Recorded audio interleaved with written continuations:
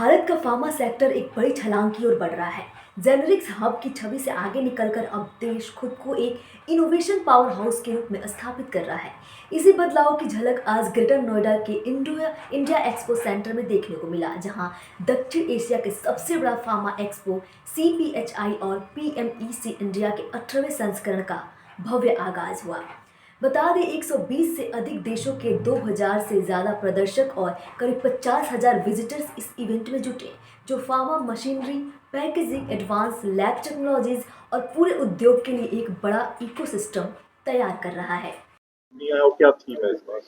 सो ये CPHI PMEC expo जो है वो 18th एडिशन है ये शो का। ये बहुत 2006 में मुंबई में चालू हुआ था और अभी ये लार्जेस्ट एशिया का शो है फार्मा इंडस्ट्री के लिए। एक एंड टू एंड शो है फार्मा इंडस्ट्री का, जिसमें सारे API, एक्सिपिएंट्स, ड्रग्स, फॉर्मुलेशंस से लेके मशीनरी, टेक्नोलॉजीज, पैकेजिंग, प्रोसेसिंग, सारी end to end pharma industry की जो रिक्वायरमेंट है ये शो में अवेलेबल है।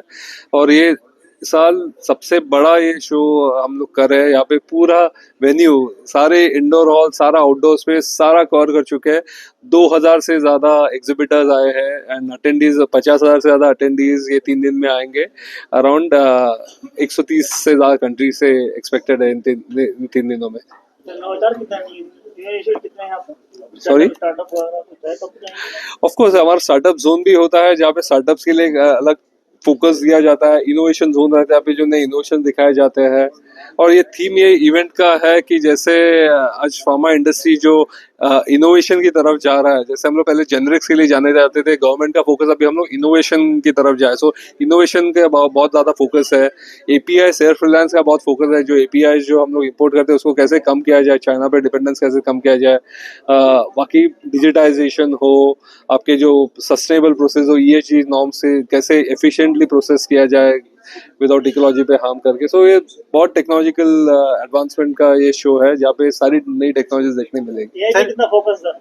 AI पे बहुत ज्यादा फोकस है, बिकॉज AI से क्या हो रहा है कि आपका जो ड्रग डिस्कवरी टाइम बहुत रिड्यूस हो रहा है, आपके डेटा बहुत एफिशिएंट हो रहा है। सो वो एक नया इवॉल्व हुआ है एरिया। सो AI की नई टेक्नोलॉजी पे डिस्प्ले पे है यहाँ पे। सर, इंडिया ऑलरेडी दुनिया की फार्मेसी के रूप में जाना जाता है, तो आगे इंडिया के क्या टारगेट्स हैं और क्या हम कर रहे हैं टारगेट्स को अचीव करने के लिए? सो टारगेट बहुत है। आज हम लोग एक $60 बिलियन का इंडस्ट्री है, उसमें से अगर देखा जाए 50% डोमेस्टिक और इम्पोर्ट्स है, एक्सपोर्ट्स है।